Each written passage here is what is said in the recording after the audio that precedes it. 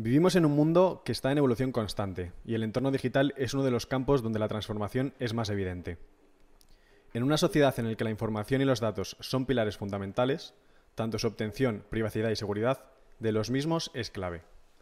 Emmanuel, bienvenido a News to You. ¿Cómo ¿Qué estás? tal, Alfonso? ¿Cómo estás? Muy bien. Oye, tú estás involucrado en un mundo que está en constante evolución y que ha venido para quedarse. Cuéntanos, ¿qué haces, a qué te dedicas y cuál es tu empresa? Bueno, a ver, ante todo, gracias por tenerme aquí, que bueno, siempre un placer desde que nos conocemos desde el principio ambos, básicamente, desde el comienzo, así que eh, a mí siempre me emociona y siempre me da muchísima alegría ver cómo otros jóvenes que empezaron como nosotros están ahí en la lucha y siguen adelante y lo van consiguiendo, ¿no? Así que bueno, pues esto Gracias a es, ti por venir. es siempre muy guay.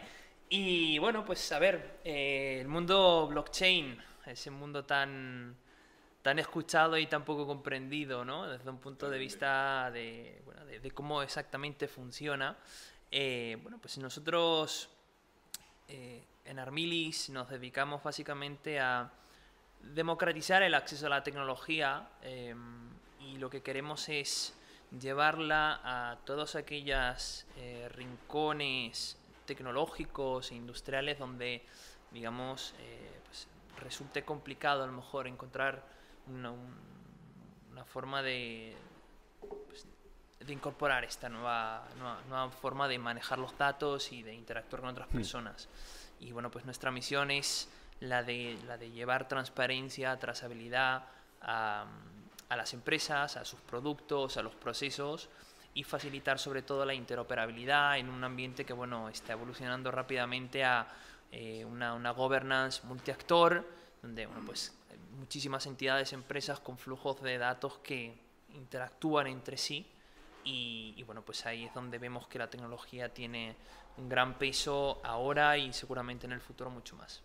Sí, o sea, vosotros buscáis una especie de transformación digital, ¿no? De las empresas. Sí, nosotros más que transformación digital hacemos dos trabajos importantes. El primero es el facilitar el acceso a la tecnología y ahí, bueno, pues eso es una parte de transformación digital profunda, ¿no? Hecha pues a capas para que las empresas no tengan que comprender todos los aspectos de una tecnología, sino que se focalicen más en el uso práctico de la misma. Y por el otro lado también hacemos un trabajo quizás filosófico de explicar e instruir desde nuestra visión, obviamente, no somos dueños de la verdad, pero sí de cómo vemos el mercado este tecnológico, cómo va a ir evolucionando y hacia dónde va. Entonces, siempre me gusta poner el símil con el Internet. Internet cuando todo comenzó, pues había mucha gente que decía, ¿para qué voy a mandar un email cuando puedo mandar un fax? ¿No? Y mucha gente con la que he hablado y que en su momento vendía servicios de Internet, se encontraban delante de la pregunta de, sí, vale, yo tengo un correo electrónico, pero ¿a quién se lo voy a mandar si nadie lo va a leer? ¿No? Y esto es un poco, digamos, la misma historia que se repite.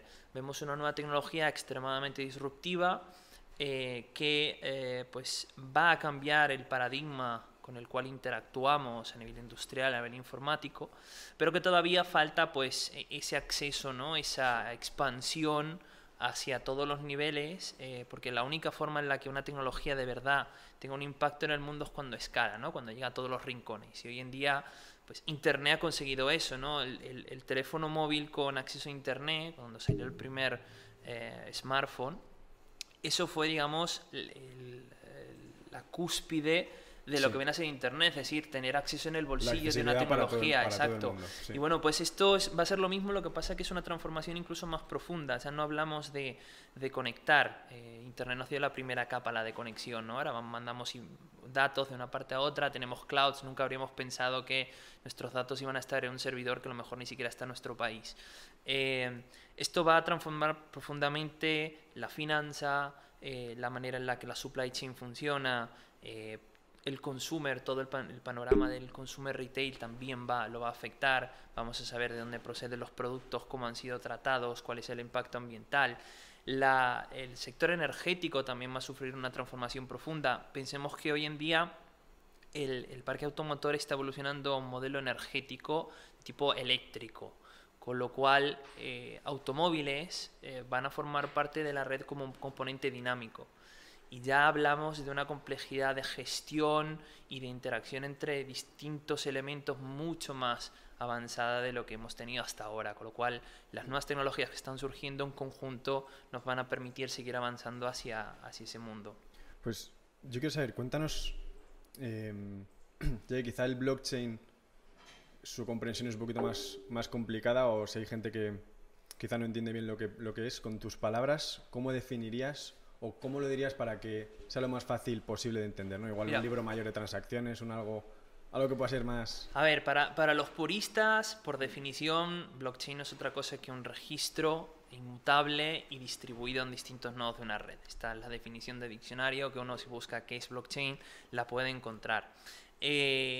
Para mí es algo un poco más profundo, que es transformar la ley en código, ¿vale? Es transformar la manera en la que decidimos cómo interactuar entre nosotros, intercambiar confianza, y transformarla en código, ¿vale? Y digamos, es una forma también de democratizar la tecnología. Ya es el mismo código el que gestiona nuestra forma de interactuar, y nos fiamos porque es open source, porque es público, y es donde viene, digamos, el punto interesante de todo esto, ¿no? Que podemos transformar reglas, condiciones, transparencia entre distintos actores de distinta naturaleza, incluso pueden ser humanos y máquinas, con lo cual pues estamos llevando como una especie de democracia a la tecnología también.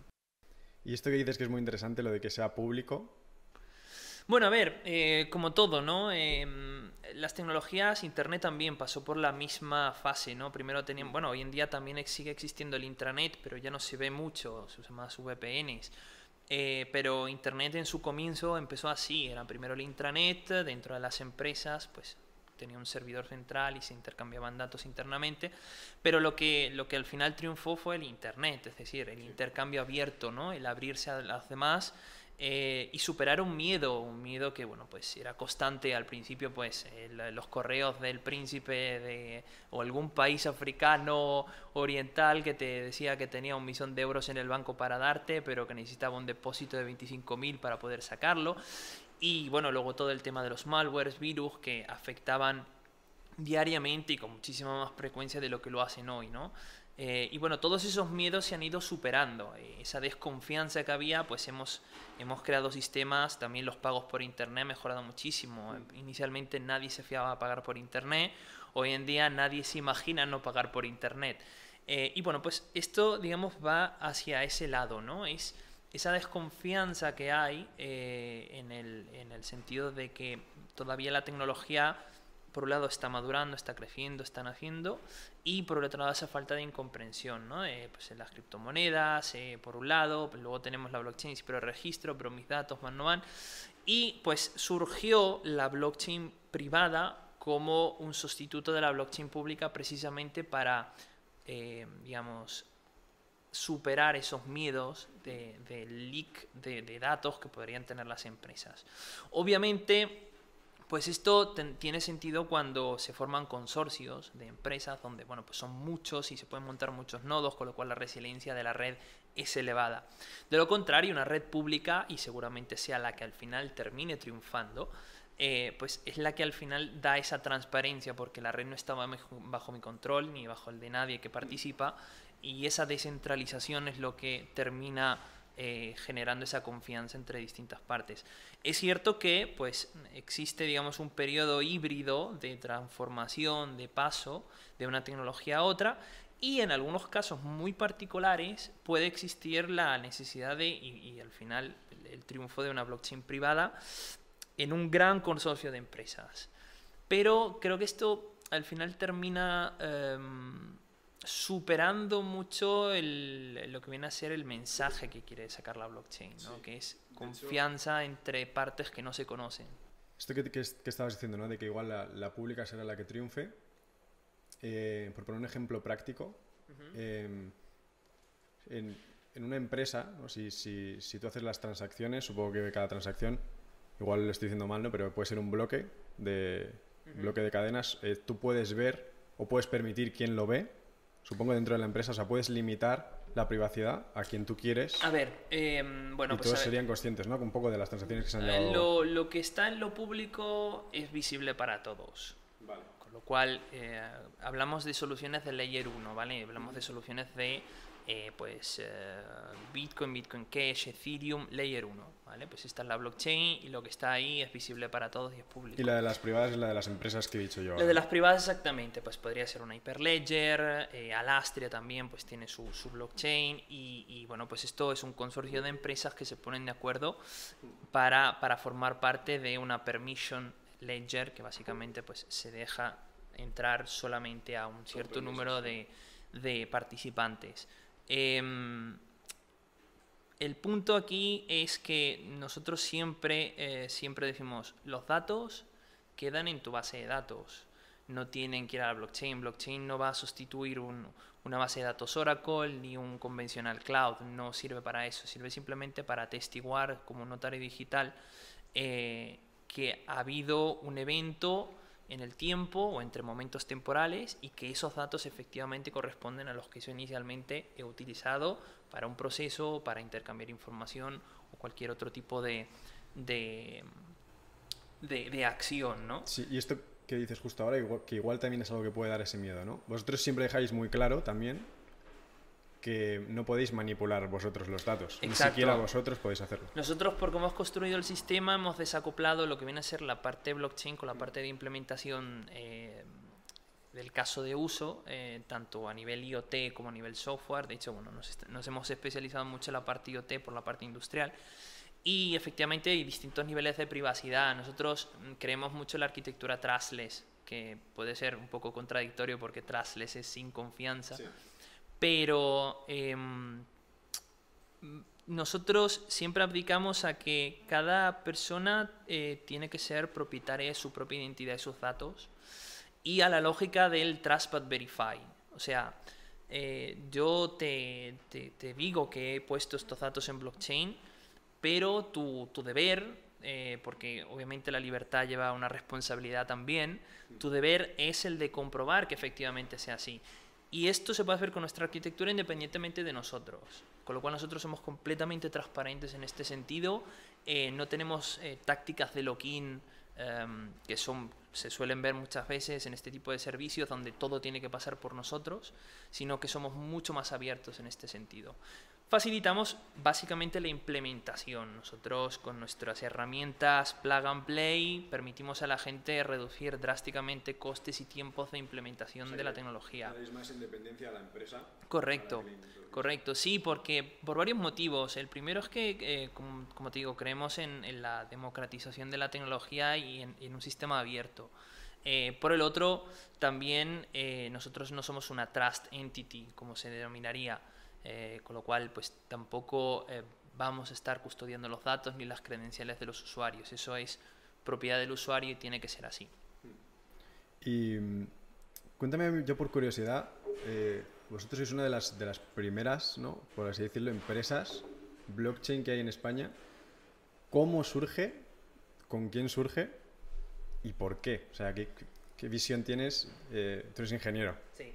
Supongo que vendrá un poco de ahí, o es porque te llamaba la atención. Mira, te comento, yo empecé en la universidad en Italia en el 2010 y a finales de ese año yo formaba parte de un grupo, se llamaba Skyward, que hacíamos pues cohetes experimentales. Yo había hecho ingeniería de automatización, estaba en el departamento de control de este grupo, con lo cual pues elaboramos la programación de los algoritmos de control del motor y de los sistemas del cohete. Y uno de los programadores me habló por primera vez a mí y al que luego sería mi futuro socio Ludovico. Nos habló de Bitcoin, ¿no? En ese momento, mira, es que existe esta nueva moneda, tal, no sé qué. Yo en ese momento no entendía absolutamente nada. Pero ya te picó la curiosidad, ¿no? Sí, me picó la curiosidad, mi socio se metió en profundidad y de hecho por eso él es el CTO. y me picó mucho y bueno, eso lo dejé pasar y en el 2011-2012 me volví a meter de a poquito y en el 2013 dije, venga, voy a entrar más de lleno, y empecé a investigar y demás. Y en 2018 me reencontré con mi socio. cada uno por distintas partes. Yo estaba muy metido en el tema de pues, forecasting de mercados de criptomonedas. Había hecho un sistema de inteligencia artificial donde yo recogía los datos de distintos forums y distintos tweets y demás y hacía un sentiment análisis. Porque bueno, en ese momento se movía muchísimo por O sea, de hype. lo del fear y lo que es el miedo del mercado. Exacto, entonces yo sacaba un sentiment análisis con algunos algoritmos que había hecho y bueno, pues hacía una predicción. Y él a su vez también estaba en lo mismo, pero él estaba en la parte de redes neuronales. Y nos empezamos a meter por la parte de inteligencia artificial, que no tenía nada que ver con la de ahora. Y dijimos, pero estamos siempre en el mundo cripto, mundo cripto, mundo cripto. Y en el marzo del 2019, no, perdón, 2018, fuimos a una feria de automatización en Italia, una de las ferias más grandes que hay en Italia de pues, industria, básicamente. Y vimos que no había nada de blockchain para la industria, había solamente una demo de Siemens para trazabilidad alimentaria. Y ahí dijimos, vale, esto es donde hay la necesidad, aquí es donde vemos que hay muchísimo valor. Nosotros conocíamos bien la tecnología, habíamos ya programado un poco.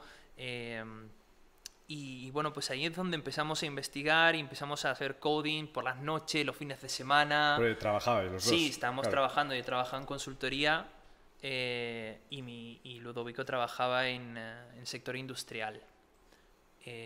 Y bueno, pues ahí empezamos a trabajar y ya se convirtió en una obsesión, ya básicamente. Y en febrero del 2020, justo antes de la pandemia, dijimos, esta es la nuestra.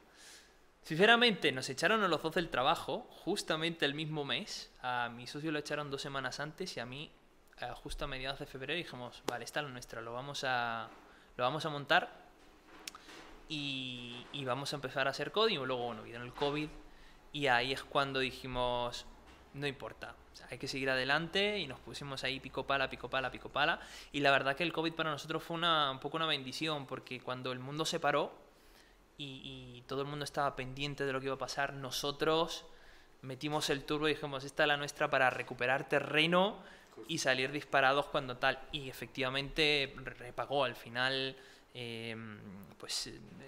entramos en un momento perfecto a pesar de las dificultades que se respiraban, pero bueno, eso ha sido la verdad que un timing justo. El timing, ¿eh? Esto es lo que hablábamos antes. El timing es timing perfecto, ¿no? Lo que decías de que si hubieseis empezado antes se podría haber complicado. Sí, sobre todo porque, a ver, si tú te fijas, muchas veces no vemos solamente las startups o las empresas que triunfan, pero nunca vemos las que se quedan en el camino. Y te pongo un ejemplo, Airbnb, por ejemplo, fue, si lo hubiese lanzado 6 meses antes, hubiese fracasado. Airbnb lanzó en un momento donde empezó la burbuja inmobiliaria y la gente, pues empezó la crisis económica y la gente tenía que sacar dinero de algún lado y los que tenían habitaciones libres vieron la oportunidad en Airbnb. Y Airbnb triunfó por eso. Y si te fijas en un análisis, todas las empresas que triunfan es porque han lanzado en un momento histórico que era favorable. Y de hecho, si miramos atrás, en muchos casos está la misma idea, pero que no ha triunfado porque no era el momento en el que tenía que hacerse. Y luego ya sale la misma idea, igual. Fíjate, YouTube es otro ejemplo muy interesante. YouTube lanzó cuando ya existía la DSL, básicamente, ¿no? El internet un poco más rápido. Mientras que había otro canal que ahora no me acuerdo cuál era, no era Twitch, era otro, para retransmitir en real time pues, la gente que hablaba y demás. No triunfó precisamente porque lo lanzó 1 año y medio antes o 2 de que llegase el internet con banda ancha a las casas. Entonces, es toda una cuestión de timing. Ideas parecidas siempre hay en todos lados y en todas partes del mundo, pero hay una componente de temporal que va ligada un poco, no digo a la suerte, pero sí a un cierto número de condiciones que favorecen que esa empresa luego termine saliendo adelante. Qué bueno. Pues, o sea, vosotros salís de la universidad, ¿no? Te reencuentras con tu socio, pensáis la idea, fundáis la empresa y empezáis con varios sectores, ¿no?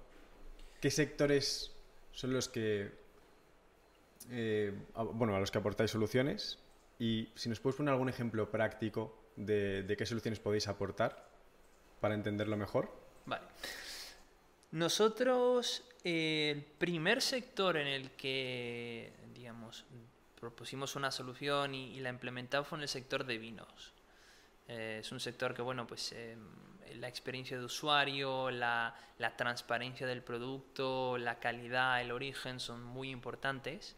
Y fue una implementación que hicimos en Italia, para un viñedo italiano. Y a partir de ahí, pues empezamos a enfocarnos mucho más en los distintos sectores industriales que existen actualmente. La segunda implementación que hicimos fue en el sector energético-logístico. Y esta fue una implementación interesante porque, y además bastante reciente, combinamos el IoT con blockchain de la forma más plug and play posible.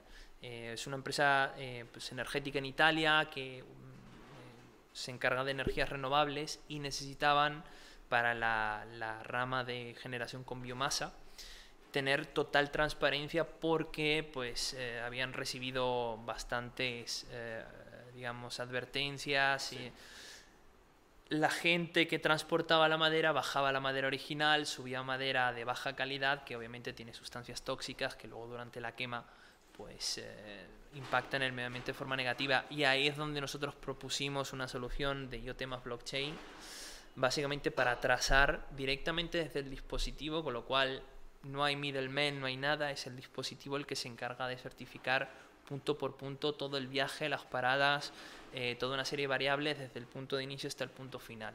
Y bueno, pues ese en el sector energético y logístico supone un gran paso adelante, porque yo creo que la tecnología blockchain va muy de la mano con el IoT, que consigue, digamos, unificar el IoT, releva el mundo físico, el mundo real, y blockchain consigue ese puente al digital de una forma transparente y distribuida, que es algo que, bueno, es fundamental, sobre todo en este tipo de cadenas fragmentadas con distintos actores, ¿no? O sea, no veis límite, ¿no? O sea, por ejemplo, ahora mismo os dedicáis a varios sectores, pero probablemente os dediquéis a más. Sí, de hecho estamos viendo sectores de todo tipo, economía circular, aquí por ejemplo la creación de un eco-profile, ¿no? Como un pasaporte, el material que contiene todos los datos relacionados con el impacto ambiental de un producto, dióxido de carbono, energía, agua, toda una serie de variables también de producto que certifican que efectivamente pues este producto ha sido efectivamente creado con unos ciertos recursos y sostenible. Hablamos, por ejemplo, en el sector energético también de un nuevo tipo de modelo energético que es el de comunidades energéticas.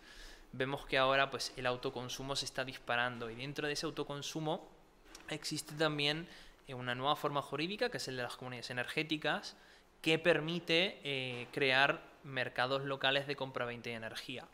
Con lo cual, la gestión de un sistema de este tipo, que es una gestión independiente de terceros y donde hay muchísimos actores involucrados, el IoT más blockchain es, digamos, la combinación perfecta para tener una contabilidad certificada energética, un intercambio justo y transparente de los beneficios, repartición de beneficios, y todo esto se puede hacer pues, de la manera rápida, económica y sobre todo confiable, ¿no? La repartición de beneficios me gusta. Nosotros tenemos amigos que se dedican a la música y hemos visto ejemplos de cómo utilizar el blockchain en el mundo musical y bueno, quizás es algo interesante, ¿no? el utilizarlo cuando sacas canciones. Tú sabes que pues, si son varios músicos o un productor con un cantante o varios productores, se dividen y pueden ir los royalties 50%, 50%, y utilizar el blockchain para que se divida automáticamente puede ser una buena forma de... Correcto. Esto es un gran ejemplo y de hecho es un sector que se podría beneficiar muchísimo de esta tecnología porque tuve la ocasión una vez de hablar con una persona que trabajaba en este mundo y la verdad que detrás de un disco, detrás de un artista hay toda una serie de actores, la discográfica, la propietaria de la discográfica que tiene además otras discográficas, pues a lo mejor el compositor y toda una serie de actores. Todos cogen un poquito. Exacto, más. Que cada uno recibe un porcentaje y actualmente además de esto, ya no es vender un disco, ya no se contabiliza solo la ganancia en Sí, venta de es discos. cuando suena tu canción en algún país, por ejemplo. Sino además las plataformas. Tenemos Spotify, tenemos YouTube, tenemos iTunes, tenemos un montón de plataformas que hoy en día también son una fuente de ingresos. Y hacer una contabilidad de todo esto de forma transparente resulta pues un caso perfecto para esta tecnología, ¿no? Donde tenemos por un lado el layer que pues, certifica y atestigua que efectivamente esa canción sonó en tal momento, y luego tenemos el segundo layer, ¿no? El layer de la lógica de negocio con los smart contracts, que es el que se encarga de nuevo de distribuir correctamente y de forma transparente, equitativa para todos. Nadie tiene el control ahí, es el mismo código que se hace ley, ¿no? Volvemos al punto inicial. Aquí funcionaría, básicamente es como si tú a la canción le pones como una especie de, por así decirlo, una huella, y cuando tú pones la canción, imagínate, ¿no? En las fiestas del pueblo, suena tu canción y detecta esa huella y le pone como una marca, ¿no? Correcto. Podría ser, entonces ya ves que ha sonado ahí. Y bueno, eso reparte beneficios y correcto, eso certificado. Pues efectivamente es una de las 1000 maneras que se puede hacer, pero sí, la repartición de beneficios está esto de pues, poner una lógica y distribuir en distintos actores, es algo que blockchain va a cambiar drásticamente luego el panorama en el que gestionamos todo este tipo de problemas, ¿no? Que bueno, a mí la vez que vi un poco, ¿no? Ya te lo comentaba antes, la utilidad del blockchain fue con un ejemplo que me pusieron de las entradas de un concierto, de que esto pasa mucho, a mí me ha pasado, de que te compras la entrada de un concierto, no puedes ir y la quieres vender. Y ahí está el miedo siempre de, me la vas a vender a mí solo, luego vas a ir, no vas a ir, porque tú realmente no le estás dando la entrada, le estás dando, a no ser que se la des en mano, una copia de la entrada, le estás dando un pantallazo, pero no es la entrada. Entonces el blockchain lo que hace ahí es certificar que es tu entrada, y tienes el registro de que le has cedido, ¿no? Tu entrada a otra persona. Correcto. Y esa persona tiene la entrada original. Correcto. Y queda, o sea, si te metes puedes ver las transacciones de que esta entrada antes era mía y ahora es tuya. Correcto. Esto es un caso perfecto para los que hoy en día todo el mundo denomina NFT, sí, que en realidad surgieron como en su momento se llamaban Bitcoin coloreados. La primera, digamos, aparición del concepto de NFT era la de agregar en los OP codes de Bitcoin una serie de características para hacerlo único, para que no se pudiese intercambiar uno a uno. Pues el non-fungible token precisamente es extremadamente poderoso para la transferencia de propiedad. Y ya no solo va a las entradas, podemos hablar del real estate también, sí. Con lo cual transferencia de propiedad de una vivienda. Podemos hablar, por ejemplo, también en el retail, en el high fashion, para prendas exclusivas, la transferencia de propiedad de un bolso que salió en una pasarela en concreto, un vestido de Prada muy específico firmado. Para arte, museos, arte, por ejemplo, de los cuadros. Museos, sí, toda esa parte, la transferencia de propiedad, pues el NFT es la herramienta perfecta. También hay que decir que es necesario, pues, aquí hay un gran punto importante que es hay que reconducir ese NFT al mundo real, con lo cual hay que crear un puente ahí para que no se dupliquen estos NFTs, porque bueno, al final hablamos de bits, no hablamos de información, con lo cual la información puede ser duplicada, uno puede tener, por ejemplo, hoy que ya se oye mucho con el tema del arte digital, ¿no? Pero el arte digital puede ser duplicada, se pueden hacer muchos tokens de una misma imagen o vídeo, con lo cual es importante para mantener la unicidad de ese token, es importante reconducirlo o enlazarlo a algo físico único para que haya una equivalencia uno a uno, ¿no? Y bueno, pues esto también es otro mundo que requiere pues de muchísima transparencia, de regulaciones, pero que seguramente el día de mañana va a ser una entrada y vas a tener tu wallet, donde vas a tener todo. Ahí vas a tener pues tu pasaporte, tu carnet de conducir, tus entradas de cine, vas a tener absolutamente todo y eso va a ser tu... Y esto es una cosa que bueno, yo la he estado pensando, ¿no? Me gusta mucho esto y probablemente tengas más de una wallet. O sea, probablemente intuyo, porque al ser transparente, si tú me envías algo desde tu wallet, yo puedo ver lo que tienes en el wallet, ¿no? Correcto. Claro, entonces igual imagínate que estoy yo negociando el alquiler de un piso. Si te pago con el wallet donde tengo todo, tú puedes ver que realmente la negociación has tirado un poco de... No, así un poco mentiroso. Entonces igual Bueno, tienes claro. varios wallets para cuenta de ahorro, cuenta de... A ver, en realidad tú puedes generar distintos address y bueno, pues ahí ya estaría, digamos, resuelta esa parte de Sí. privacidad. Luego también, bueno, pues obviamente tenemos el Zero Knowledge Proof que permite simplemente pues responder con sí o con no para verificar una información, con lo cual también blockchain evolucionando para tener distintos niveles de privacidad y de seguridad y de anonimidad sobre todo, algo que bueno pues crea mucha controversia porque donde hay anonimato pues hay gente que hace las cosas bien y hay gente que hace las cosas mal, ¿no? Y bueno, pues esto es algo que da mucho miedo, Sí. pero es el mismo miedo infundado que había con Internet, es decir, por ejemplo, el tema de la identidad digital, ¿no? Hoy en día yo puedo crearme un correo en Gmail y hacerme pasar por una persona que no soy. Y bueno, pues esto es... Sí, al final está en todos lados. Exacto, esto es el mismo miedo infundado, porque bueno, ya sabemos, hay muchos sistemas, muchas formas de tener esto controlado. Este es un tema interesante y de hecho hubo un ejemplo hace poco de hecho, un sicario que contrataron y le pagaron en Bitcoin. Y fue ese el error de que le consiguieron pillar siguiendo los registros del Bitcoin. Correcto. O sea que realmente puede hasta limitar el fraude, ¿no? Sí, y de hecho, hoy en día es fácilmente trazable una transacción, es decir, se puede ir hasta digamos, el emisor original y es posible identificar, ya no es tan anónimo como antes. Y bueno, sin embargo, hay algunas blockchain que sí permiten este anonimato total y no son muy... Monero.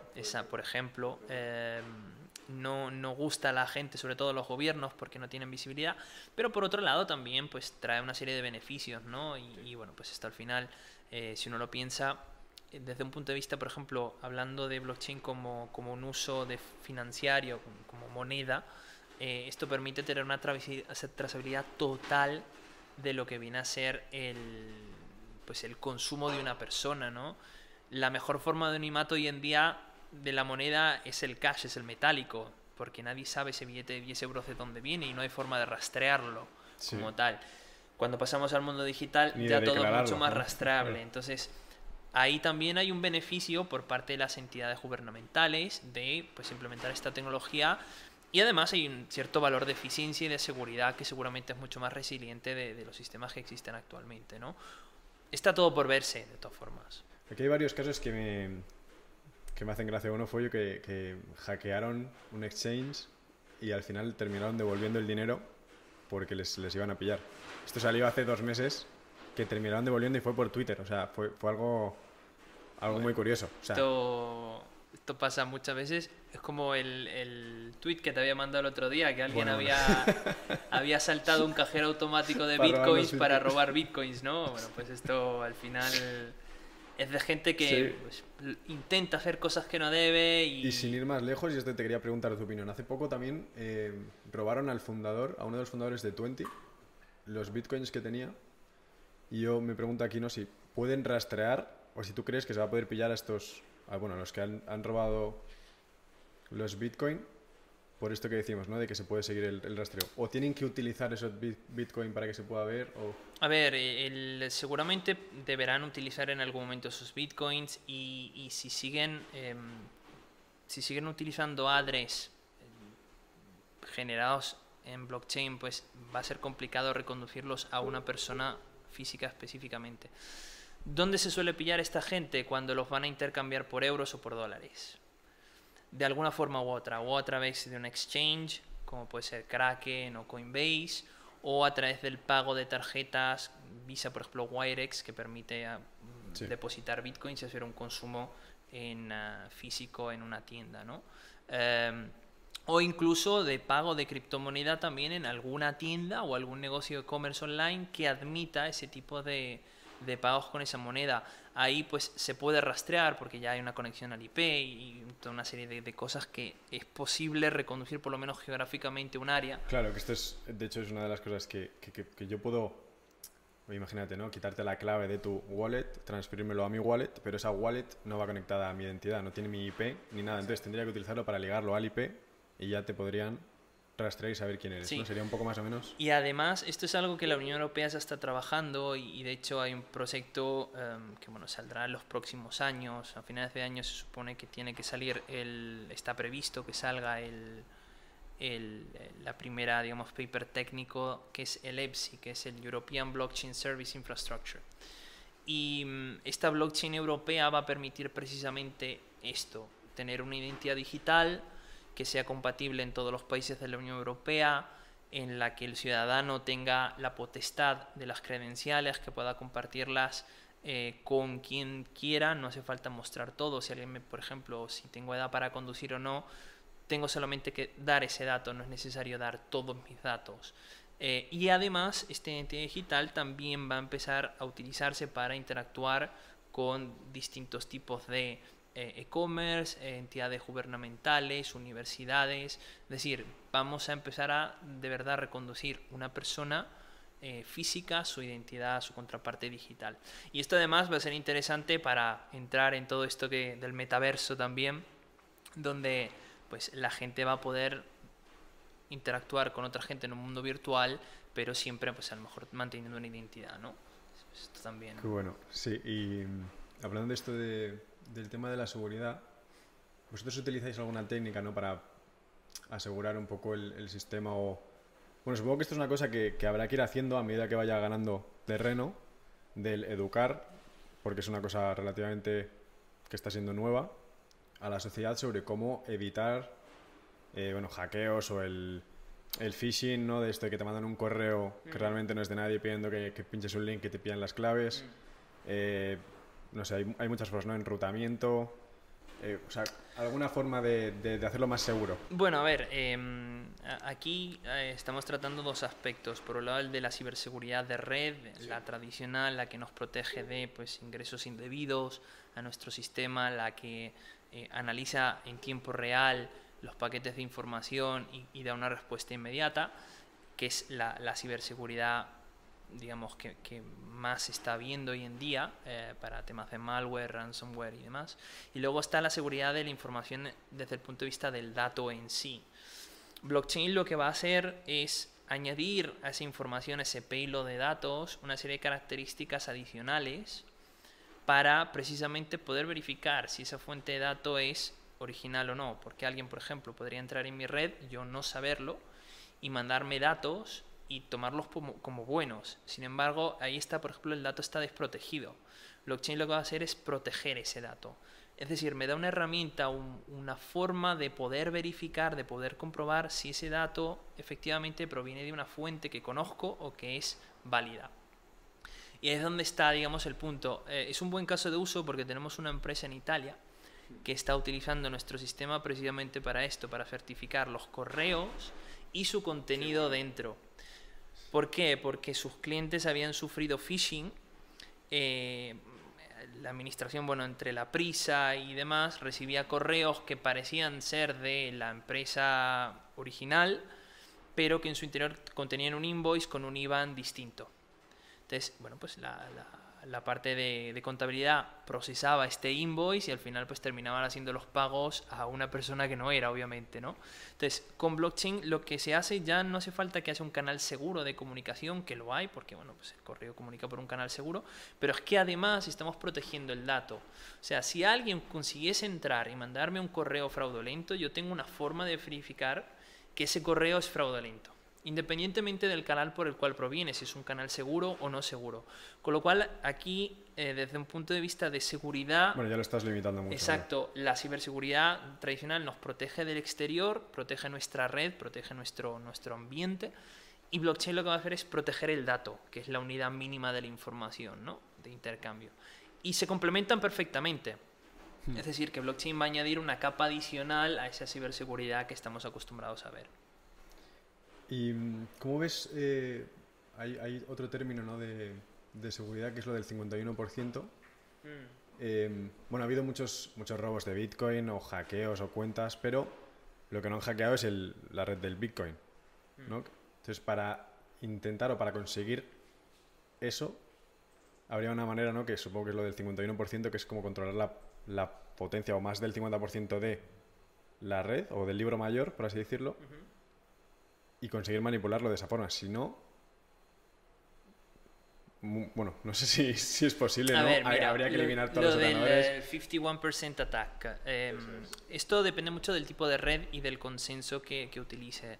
En el caso del Proof of Work, como es el caso de Bitcoin y otras redes como Litecoin, como Bitcoin Cash y demás, es necesario tener por lo menos el 51% de la red, hacerse propietario de ese 51% para poder escribir un bloque o hacerse, digamos, con el control de la red. Sin embargo, es extremadamente costoso esto. O sea, es algo que rara vez se va a dar. Ha pasado en blockchains más pequeñas, obviamente, que tienen menos hashing power, pero el hash power de una red como Bitcoin es muy elevado y es extremadamente costoso, y sobre todo que para que uno pueda hacer este tipo de cosas tenemos que hablar de no solo escribir el bloque que está por venir, sino intentar reescribir los bloques antes de que se añada, con lo cual ya estamos hablando de una complejidad y un costo muy muy elevado. Y bueno, por ese motivo el Proof of Work es el protocolo más seguro que hay actualmente, a pesar de que pues tiene un consumo energético mayor, y esto es algo que se está revisando y que se quiere pues que las blockchain de Proof of Work trabajen con energías renovables, como es el caso por ejemplo de El Salvador, que va a utilizar energía geotérmica para alimentar las granjas de minado de Bitcoin, que bueno, El Salvador pues es una gran referencia en este sentido, ¿no? de implementación de esta tecnología, pero es algo que es extremadamente pues costoso y complicado. Ha pasado que pues algunas blockchains se ha hecho un 51% attack, entre comillas, en el sentido de que se pusieron de acuerdo para recuperar los fondos de alguien que los había perdido.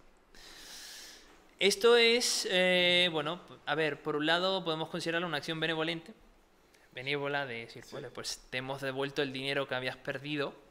Por el otro lado, también levanta una banderita roja de atención.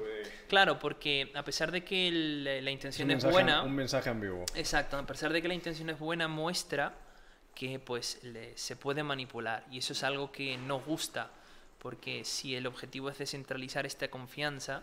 Sí, si fueran acciones, caería.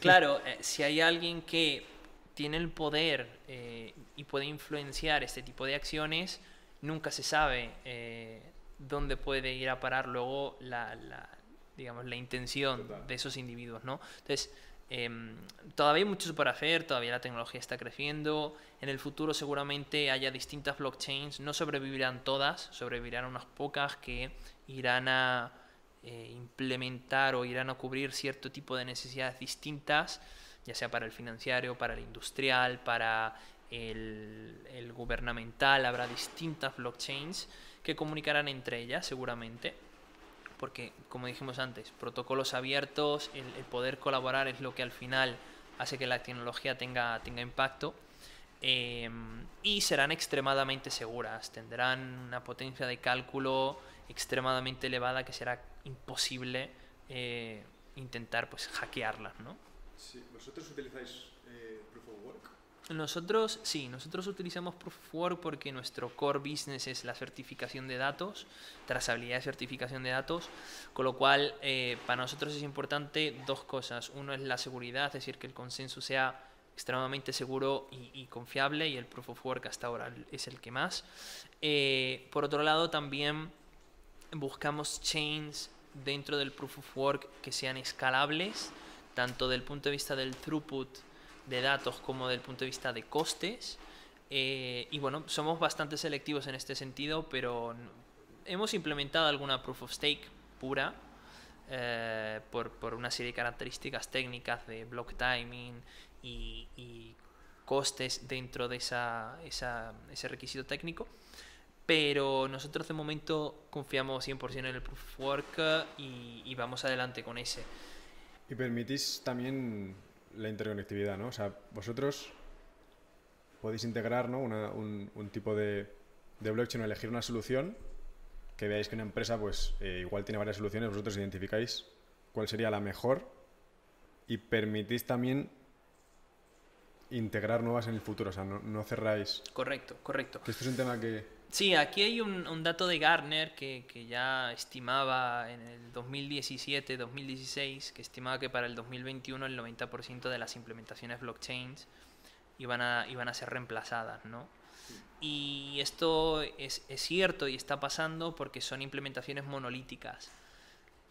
El ejemplo, Ethereum, muchas empresas que han hecho pues, proyectos en Ethereum, la red se ha congestionado a tal nivel que hoy en día los costes son 20 veces más de lo que eran anteriormente.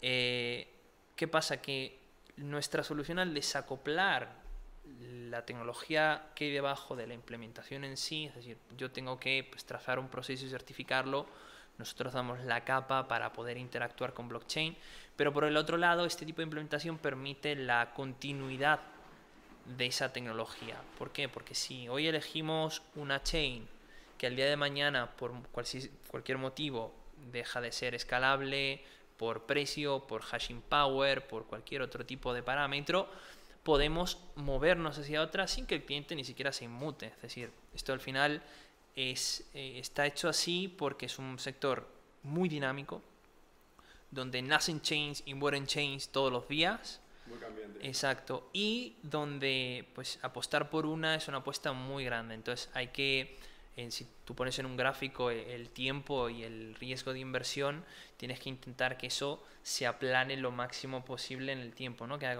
tenga un movimiento logarítmico, ¿no? En el tiempo. Y las implementaciones monolíticas suelen tener un movimiento exponencial, es decir, a medida que pasa el tiempo, la incertidumbre, pues aumenta el riesgo de inversión, ¿no? Entonces, nosotros protegemos al cliente precisamente de eso, ¿no? Vale, yo quiero blockchain, sé los beneficios que tiene, lo implemento y no me tengo que preocupar de qué tipo de blockchain estoy utilizando, sino del uso que le doy. Sí, están protegidos para lo que venga. Exacto, exacto. Qué bueno. Y, oye, Manuel, antes mencionabas los contratos inteligentes. Quiero tocar un poquito el tema por encima. Los contratos inteligentes, ¿cómo funcionan, no?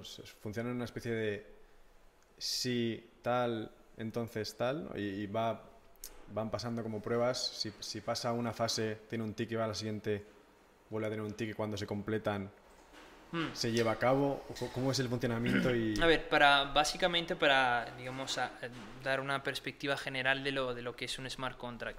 Sí. Vitalik, que fue el que fundó Ethereum, lo que hizo fue, dijo, vale, esto de utilizarlo como moneda virtual está muy interesante, pero yo quiero ir a un nivel siguiente, ¿no?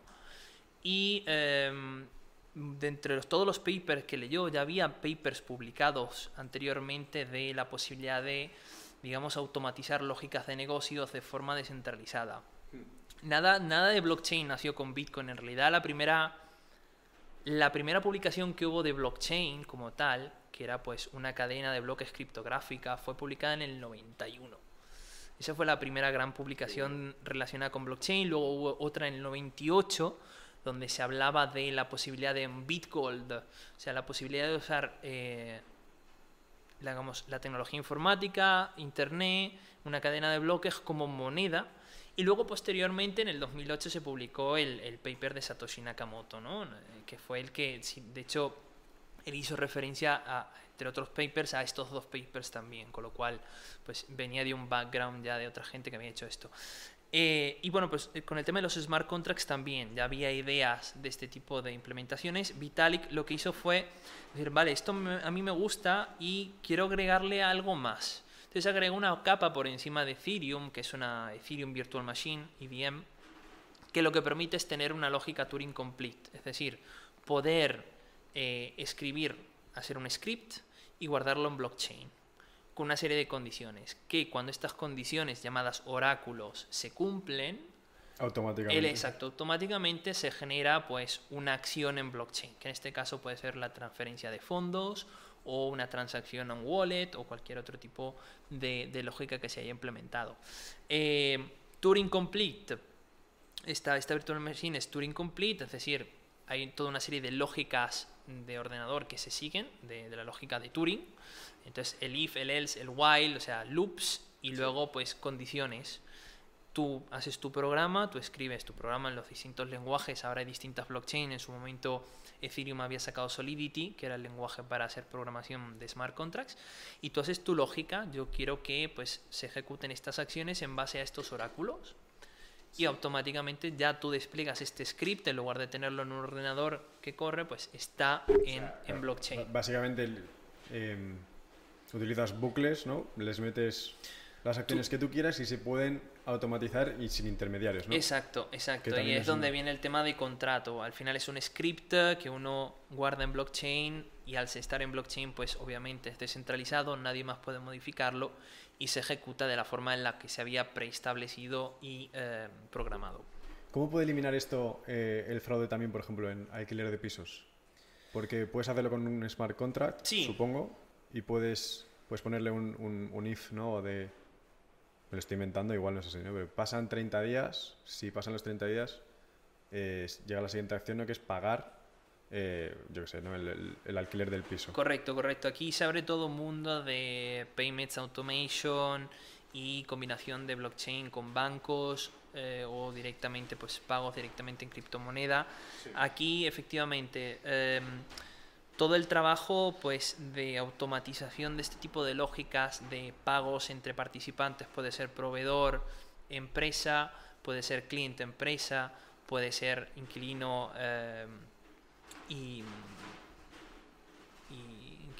y teniente. Propietario puede ser. Pues. Propietario, sí. Inquilino y propietario. Sí. Al final es una forma distinta, ya pasamos a código lo que es un contrato que hoy en día está escrito, ¿no? O sea, pasamos del lenguaje humano al lenguaje máquina y nos fiamos del sistema por toda una serie de características que tiene. Qué bueno. Joder, pues vamos a pasar a un último tema que me interesa, que es lo del metaverso, que antes lo has mencionado brevemente. Pero bueno, el metaverso sí que está viniendo con fuerza, más con lo de Facebook, ¿no? Con lo nuevo que se ha cambiado el nombre. Y aquí busco también tu opinión, ¿no? ¿Cómo crees que va a ser el futuro? Ya no solamente en términos de blockchain, centrándonos en el metaverso, ¿crees que vamos a tender a eso? Bueno, sí, ya no solo trabajando, sino en la vida social. Supongo que irá muy poco a poco, ¿no? Pero una estimación, ¿cuánto crees que puede pasar? Tu opinión total, o sea, mojándote... ¿Tú has visto la película Ready Player One? Sí, vale, la he visto. Pues básicamente es un mundo donde pues, hay un mega metaverso. Mira, luego te íbamos a hacer preguntas, pero la película no está. Pero ya. Pues Ready Player One, que es un mega metaverso donde pues, sí. O sea, ya se han hecho incluso periféricas para que la gente sienta, toque, se pueda mover. No está muy distante de lo que tenemos ahora. Al final, el metaverso, por un lado, va a agarrar muy fuerte sobre la parte de videojuegos. Estoy más que seguro que, bueno, ya lo vemos en algunos centros comerciales. Si vas al ex Madrid, ya tienes una zona de pues, juegos virtuales, ¿no? Pero también yo creo que va a transformar mucho la forma en la que interactuamos entre nosotros en el socializar. Va a tener un profundo impacto porque va a llevar lo que hoy en día tenemos delante de una pantalla a un mundo 3D. Hoy en día pues tenemos amigos en Francia, en Estados Unidos, en Argentina, en todas partes del mundo, pero la única forma hoy en día de verlos es a través de una pantalla, a través de pues, una videoconferencia, a través de cualquier plataforma. Mañana no me sorprendería si podemos de manera 3D de reunirnos en un mundo virtual. Como estamos ahora mismo, pero tú eres de México. Exacto, exactamente. Entonces yo creo que la realidad aumentada, el metaverso, todo eso se va a fusionar en un único, digamos, nivel donde vamos a poder hacer de todo. Vamos a poder pues vender ropa virtual y vamos a poder crear pues criptomonedas que van a vender ropa virtual, donde todo el IoT pues te va a sensorizar también la ropa. Vamos a tener ya, yo creo que los coches van a pagar cuando van a la gasolinera directamente automáticamente. O sea, se va a transformar muchísimo el mundo en este sentido y vamos a poder movernos casi con completa libertad. Y sobre todo, aquí ya me mojo profundamente, pero no me sorprendería si llegando a Marte, eso también fuese una manera de comunicar interplanetaria, es decir, de movernos, Bueno, eso puede ser increíble. de movernos virtualmente entre planetas y eso sería una nueva forma de comunicación. ¿Cuánto tiempo le das? Ya que te estás mojando, vamos a ir. Una estimación. Una estimación, a ver.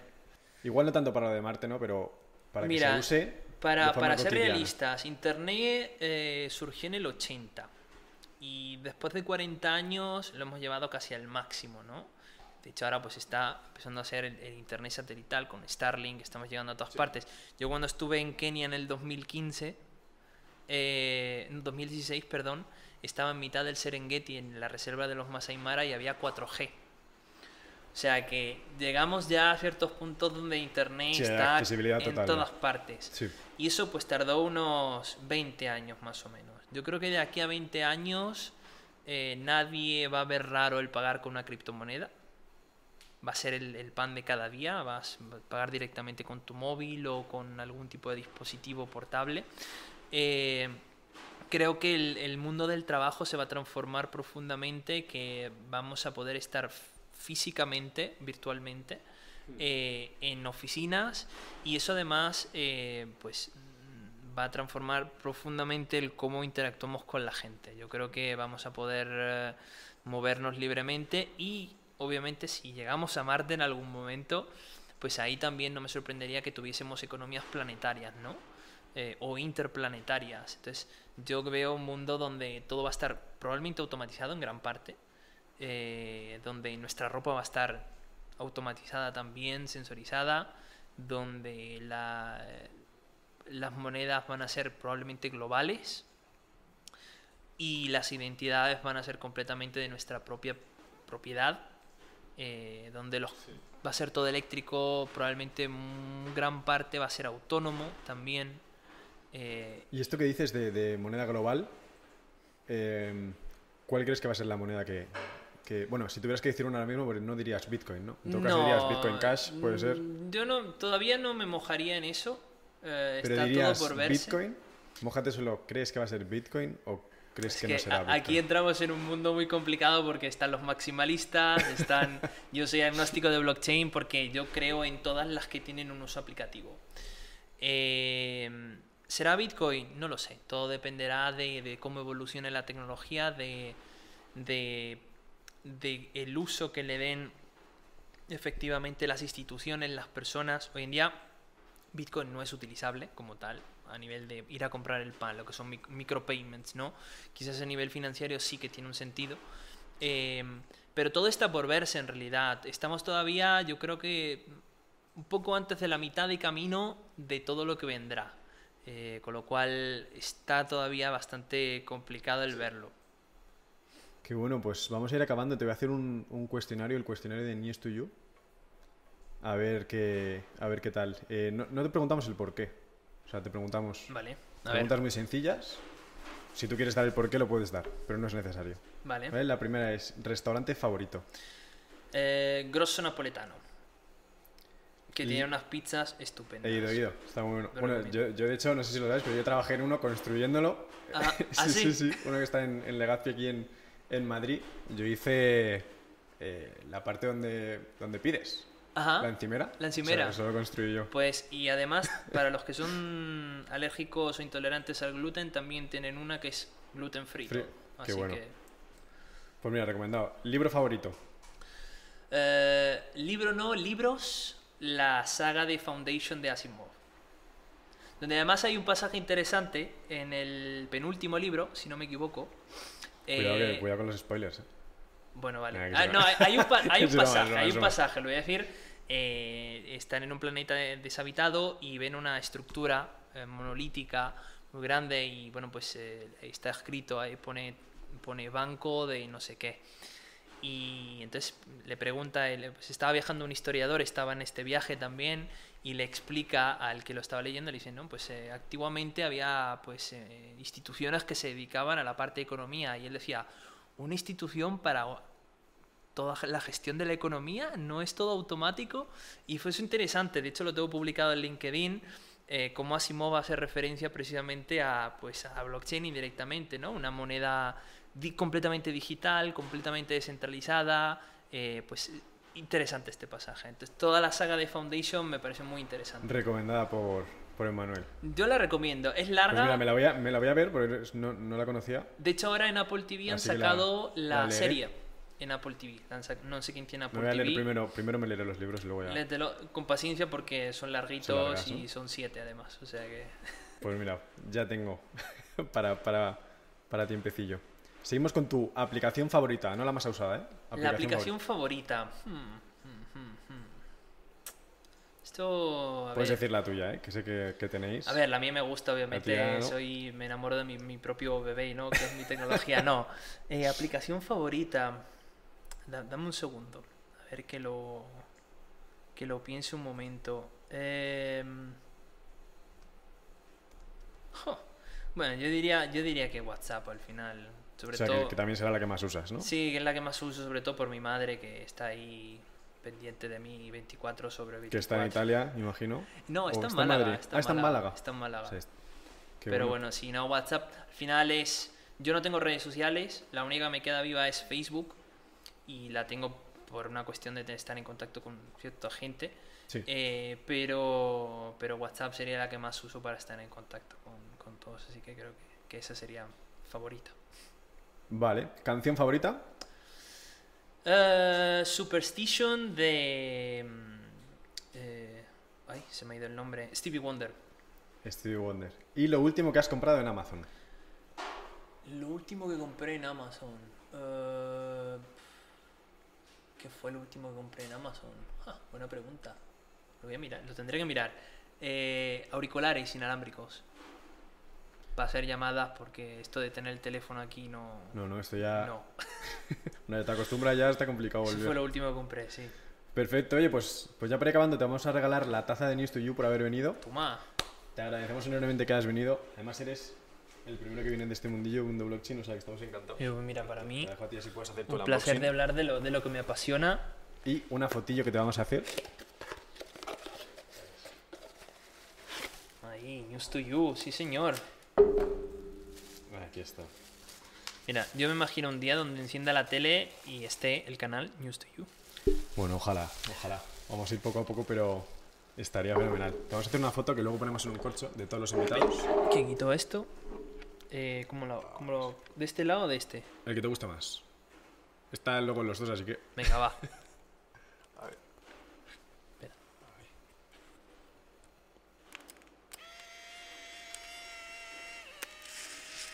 Perfecto.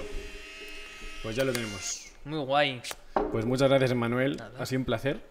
Y te seguiremos. A vosotros, Te y yo seguiremos a ver seguiré cómo va de evolucionando. cerca. Hay que... Yo aquí siempre animo a la gente joven a emprender.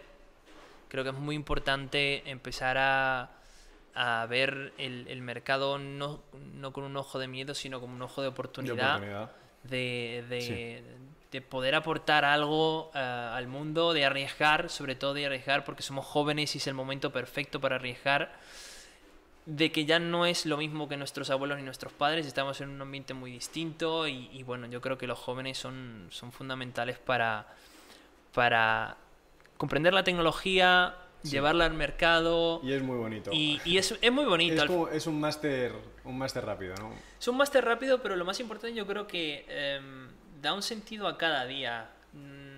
Te pone en una situación en la que uno dice, bueno, hoy tengo 24 horas, bueno, quitándolas de dormir, para darle forma a la realidad como mejor lo veo y mejor lo considero, ¿no? Y eso yo creo que es algo muy liberador, por lo menos para mí es algo que me cambió la vida, el empezar a emprender. Siempre lo quise hacer, la verdad, siempre fui muy rebelde, muy Sí. nunca he sido un buen empleado, lo voy a reconocer, nunca Te he sido tiene un que buen picar, empleado. ¿no? Gusanillo. Exacto, yo siempre estuve ahí, quiero algo mío, quiero hacer algo, quiero tal, y bueno, el riesgo es elevado, evidentemente, pero que no arriesga no gana, así que... Total. Bueno, ahí estáis, así que a ver... Y aquí estamos luchando, pico y pala todos los días, paciencia, pico y pala, o sea que esto... Y así llega. Oye, pues Eso encantados, todo. Emmanuel. Y Muchísimas Alfonso, gracias. muchas gracias por tenerme aquí. A ti. Hasta luego. Hasta luego.